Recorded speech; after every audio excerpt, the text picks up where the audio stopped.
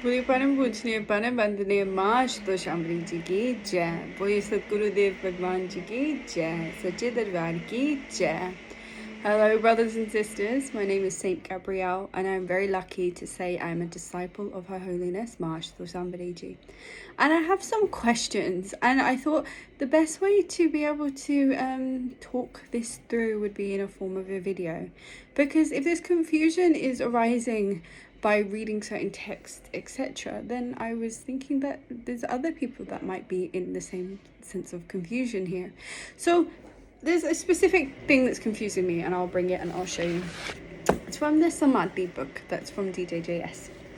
And it's a chapter that says why artificial refrigeration has been chosen as the means to preserve the body of His Holiness Ashutoshamvari ji in the state of Samadhi. So there's a lot of confusion in this bit. One main thing is that they talk about what in history they have done, in the sense of they've used lips, they've used herbal remedies, they've used like sacred ashes, etc. Right? In the sense of what's been used throughout Sanatan Dharma, which has been used by disciples when it comes to keeping the body in a safe and good condition of their guru, so that when their guru returns, then everything's all fine. So they mention this, and then they go on to say that one thing we need to first consider is that Mataji's samadhi is a long-term samadhi and not a short-term samadhi. Okay, all right, well, you're talking about preservation, but it's samadhi. So it's the sense of, there seems to be confusion here when you talk about long-term samadhi. It's a sense of, well, DJJS didn't have clarity on this, because what had happened, which we found through news articles, especially during that time in 2014, and by people and disciples that were there at the time, that Mataji had eloped. Then Mataji had gone. So Mataji had eloped. And then the disciples at DJJS first called the ambulance, first called the doctors, were checked by the doctors. Sri Ashutosh Mataji was declared clinically dead. Then 3 days later they declared samadhi. Well, where's the clarity in that? How are you clear on whether that's short-term samadhi or long-term samadhi when you weren't aware that your guru had eloped? And the other thing at the time as well is that in here it says that Mataji had left clear guidelines and instructions to his disciples. Well, where are these guidelines? Where are these instructions? Do they have any proof of this? Do they have any proof and evidence of, yes, Mataji had said he's going to elope here and then at that time. Mataji had said, this is how you're going to preserve my body and this is how it's going to be. Do they have any evidence of that? Because no one's ever spoken of that. No one's ever mentioned any evidence. They said, yeah, Mataji's mentioned it. Or that Mataji had mentioned that he was going to elope many years or many months before Mataji actually did. But at that time when Mataji eloped, did Mataji give any instructions to anyone, any disciples? Because the ones that Mataji did give clear guidance to and did give clear instructions to on how to progress the mission, on everything that needed to be done, are here in Ananda Ashram. So the thing I don't seem to understand is how can anyone in DJJS say that they have these clear instructions when they hadn't adhered to them from the beginning, and also they have no evidential proof that Mataji eloped. And then this is another thing, right? And it's mentioned in satsangs that I will attach here, that Mataji said he will elope. महाराज जी ने ये कहा हम भी अलोप हो जाएंगे. So it says Mataji said he will elope. And so DJJs talk about samadhi, they talk about nirvikalp and sarvakalp samadhi, they talk about these different ranges of different types of samadhi, right? Well, what type of samadhi is elope? What is the difference between elope and samadhi? Because what this Swamiji says, he also talks about how Mataji had such command over language. महाराज जी के जीवन चरित्र में असंख्य उनकी लीलाएं और उनके गुण चरित्र वो अतुलनीय हैं। उसी में से एक घटना मुझे याद आ रही है कि महाराज जी का भाषा पर, शब्दों पर इतना जबरदस्त कमांड है और वो शब्दों का चुनाव बिल्कुल सटीक करते हैं। जो शब्द वो कहते हैं, बोलते हैं, वो सार गर्भित होते हैं, चाहे वो शब्द कितना छोटा सा ही क्यों ना हो। So if Mataji's language had such a great command over language and said that he was going to elope, then why isn't anyone from DJJS giving us that clarification on what type of samadhi Mataji is in? What did Mataji mean when he said elope? Because when you talk about what sastras say, what scriptures say about samadhi, no one mentions elope. So why haven't DJJS provided clarity on what that means? Why is it that this type of samadhi, Mataji is eloped for 10 years? And this is another thing. When a Sadguru goes into samadhi, they give an indication of a time period. Sometimes it can go a little bit longer, sometimes it can be a little bit less, but they give an indication to their disciples. How come DJJS don't have any indication of when Mataji is going to return? And then I have other questions regarding this. The sense of they mentioned that we should be focused on our sadhana. When Mataji went into samadhi, when Mataji eloped, they had said that you should focus on your sadhana. Well, why aren't DJJS doing a sadhanas? Why is it that they're not working towards their guru coming back? And I have a practical example of this, and this is why I'm becoming very confused by the context of what DJJS are announcing. Because my name is Saint Gabrielle, and Savshri Ashutoshamvari had told all of DJJS who I am, and said that my Sevak would be born in London. That is who I am.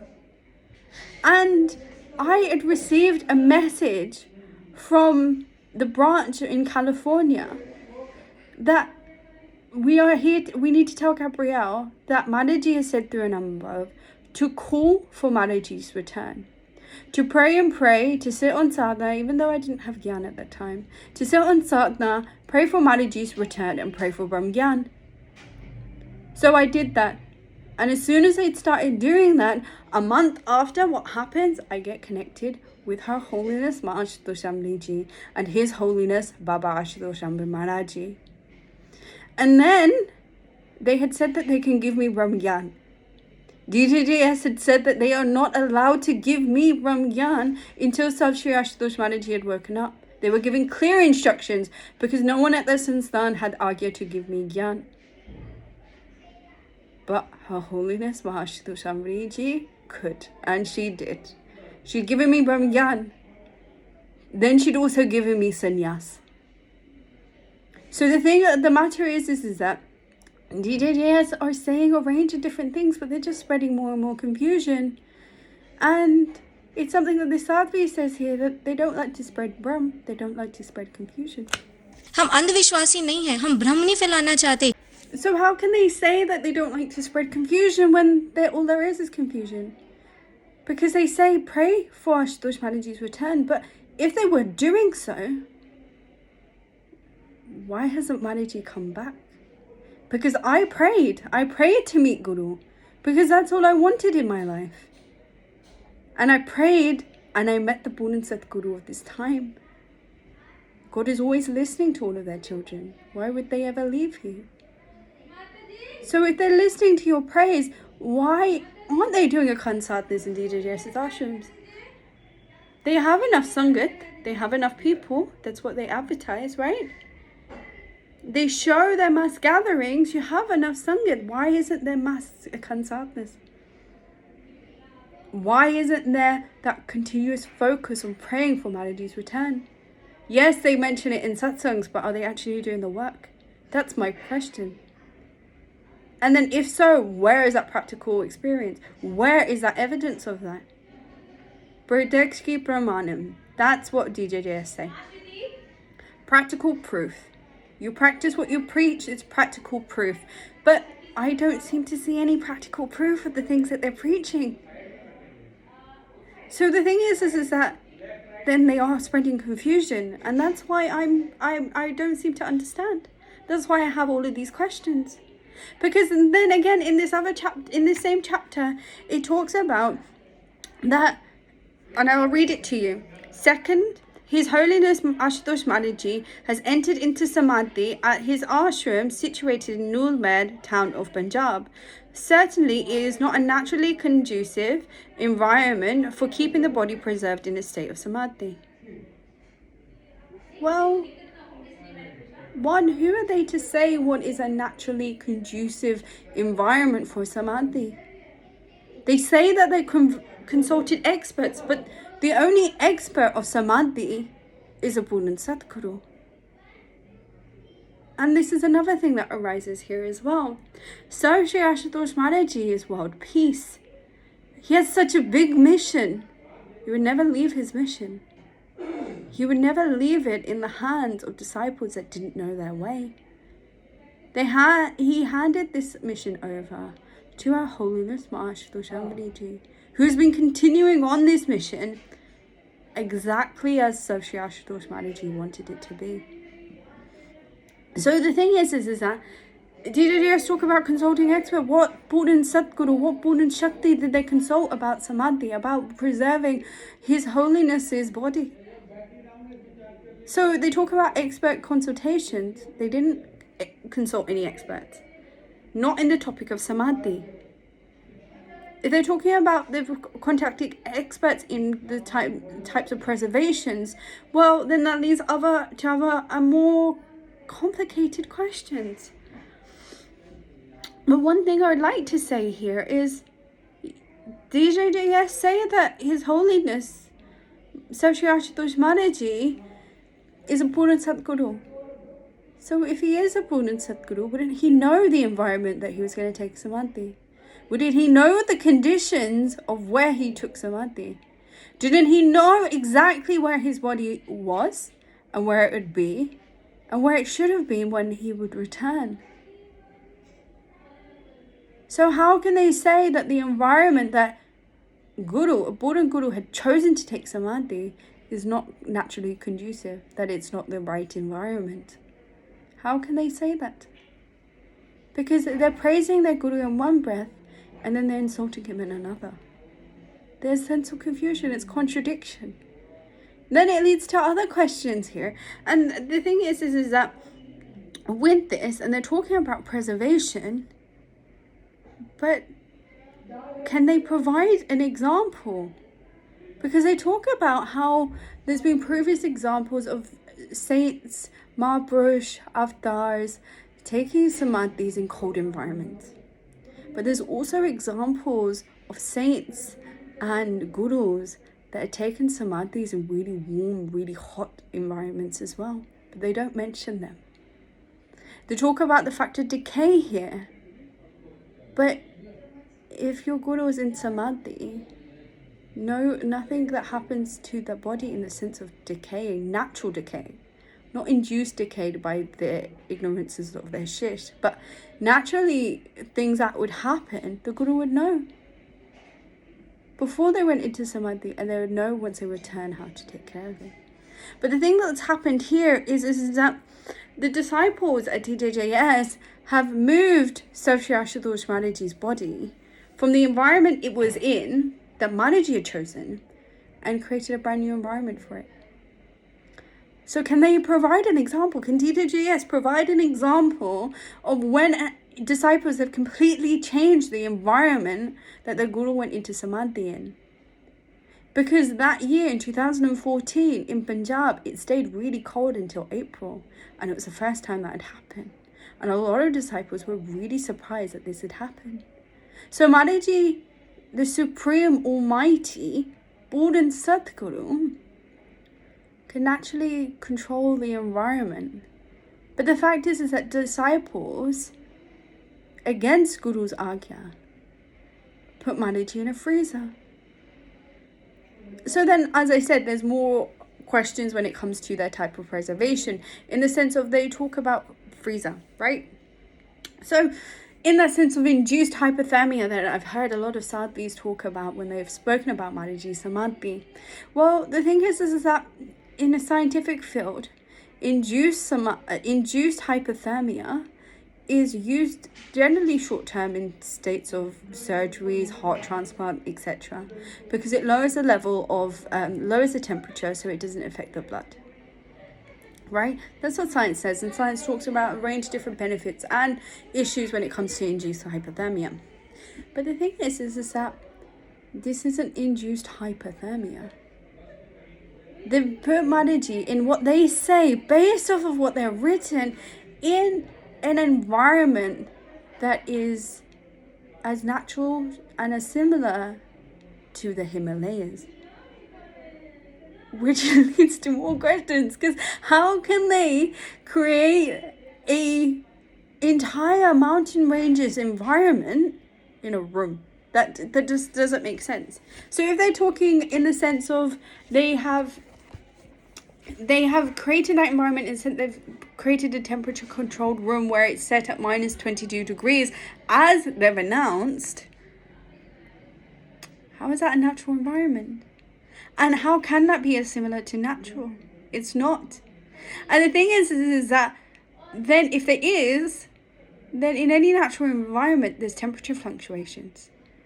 So if it is the sense that they've preserved the body in a cold environment, but then it's ranging between the fluctuations of that Himalayan environment, which ranges between minus 22 degrees and minus 29 degrees, then that fluctuation causes a lot of harm to the body.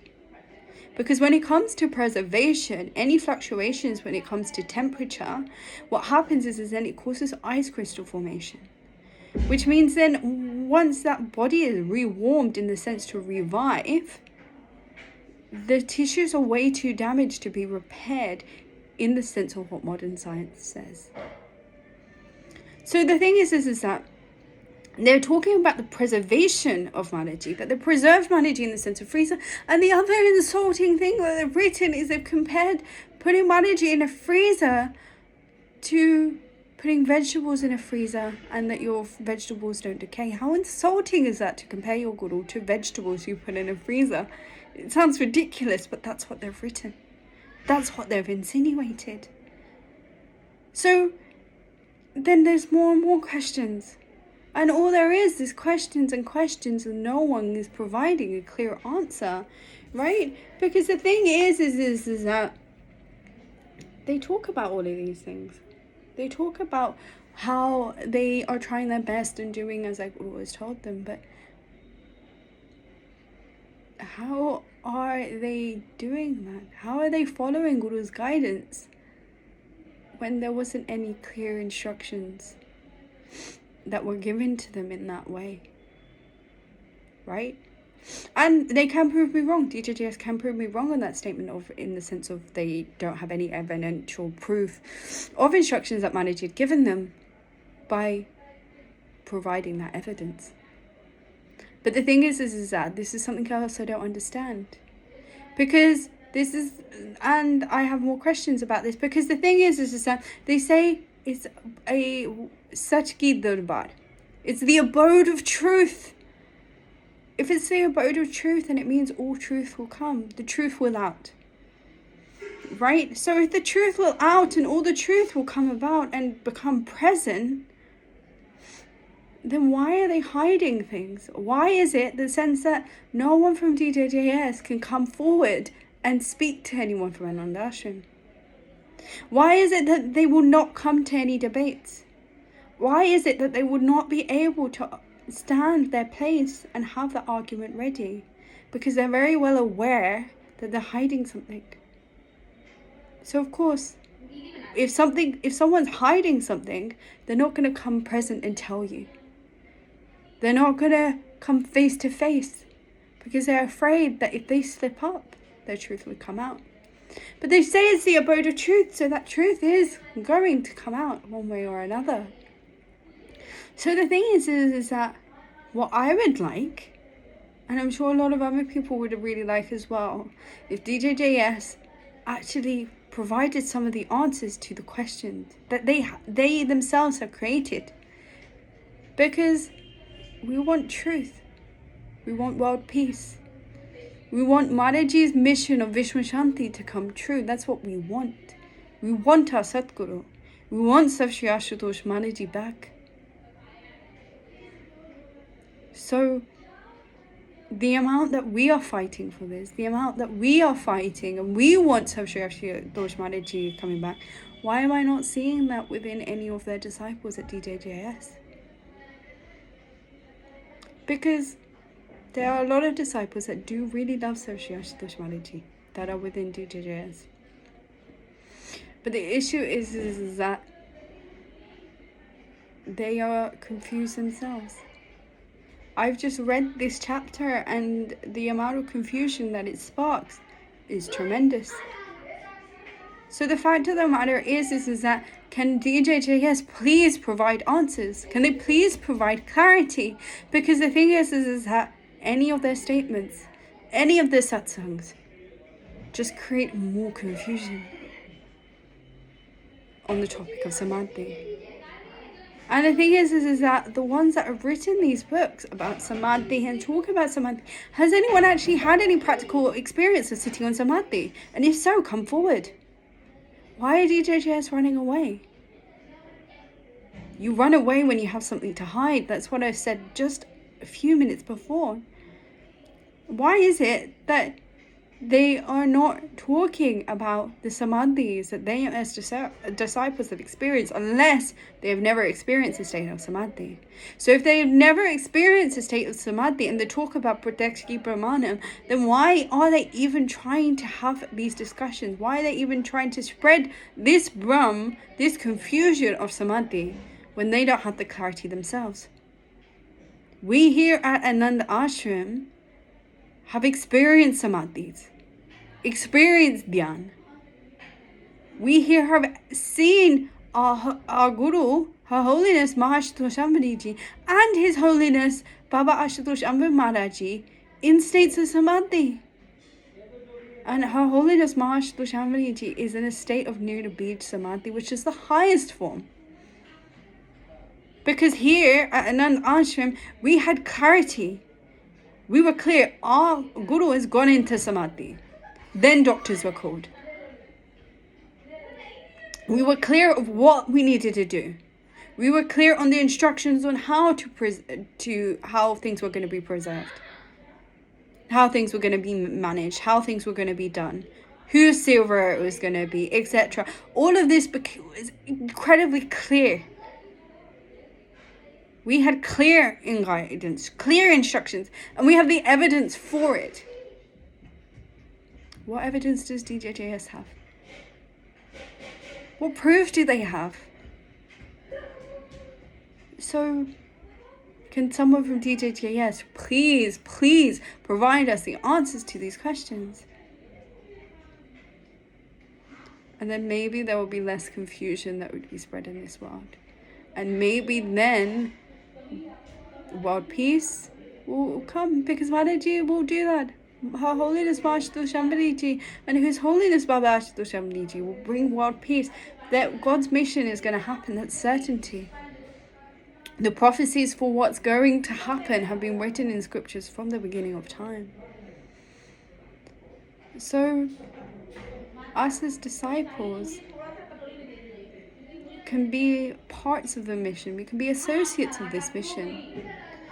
But if DJJS and the specific management and specific swamis and specific sadhis within that organization keep spreading confusion, then they will be the ones that won't reap any of the rewards of this new age. So, if anyone else that's watching these videos has any of these same questions, etc., please ask. Please ask your questions. because it's been 10 years of this confusion. 10 years is enough. We don't need any more confusion. The reason why we wanted Brahmagyan, the reason why all of us had taken Brahmagyan is that so we can be lifted out of a state of confusion. It's divine knowledge. Brahmagyan is divine knowledge, that divinity that exists within each one of us, each one of our souls. So the sense is that we need to be lifted from this confusion. How do we do that? By praying, by sitting on sadhana. But the created confusion by these individuals within TJJS, they need to provide their answers for why they are purposely confusing people. Why they had chosen to make certain actions, because their actions that they've done in the ways that they've preserved Ashutoshamvari is not supported by any scriptures. Because if DJJS can provide an example, any example, in a long-term samadhi, because they say Malaji samadhi is a long-term one, not a short one, if they can provide any examples of a long-term samadhi where the disciples had specifically changed the entire environment from the environment where the Guru had first taken samadhi, changed the entire environment, then okay. But until they start providing answers, nothing will become clear for them.